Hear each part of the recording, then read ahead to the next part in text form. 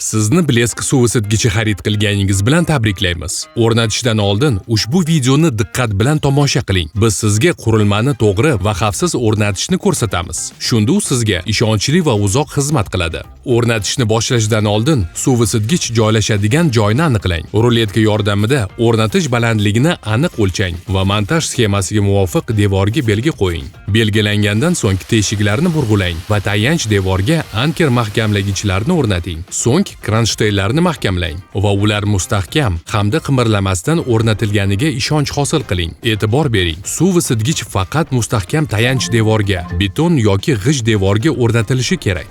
Gips karton kabi zaif konstruksiyalarga o'rnatish mumkin emas. Sovuq suv kirish qismiga zichlovchi lenta o'rab chiqing. Endi komplektga kiruvchi himoya klapini o'rnating.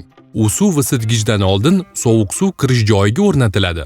O'rnatish yo'nalishini albatta tekshiring. Klapan korpusidagi strelka suv oqimi yo'nalishiga mos kelishi kerak. Bu element suv qizdirilganda hosil bo'ladigan ortiqcha bosimdan bakni himoya qiladi. Klapan ortiqcha bosimni avtomatik ravishda chiqarib, bakning shikastlanishini oldini oladi.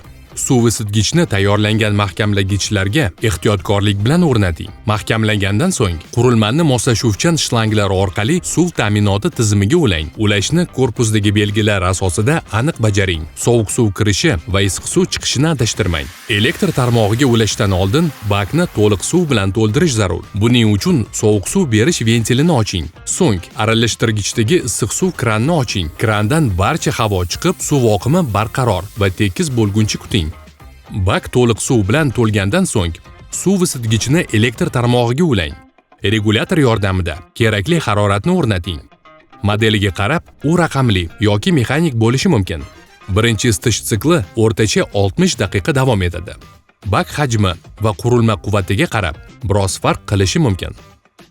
Kafolatni faollashtirish uchun smartfon kamerangizni bakning old qismidagi QR kodga yo'naltiring. Skanerdan so'ng ro'yxatdan mamlakatingizni tanlang. WhatsAppda onlayn operator ochiladi. Operatorga o'rnatilgan va ishlayotgan suv isitgichining suratini va shuningdek to'ldirilgan kafolat talonining fotosini yuboring. Ma'lumot tekshirilgandan so'ng kafolat faollashtiriladi. Blesk suv isitgichini tanlaganingiz uchun rahmat. Iltimos, o'rnatish va foydalanish bo'yicha ko'rsatmalarga qat'iy amal qiling. To'g'ri o'rnatish va o'z vaqtida xizmat ko'rsatish suv isitgichingizning xavfsiz va uzoq muddat ishlashini ta'minlaydi.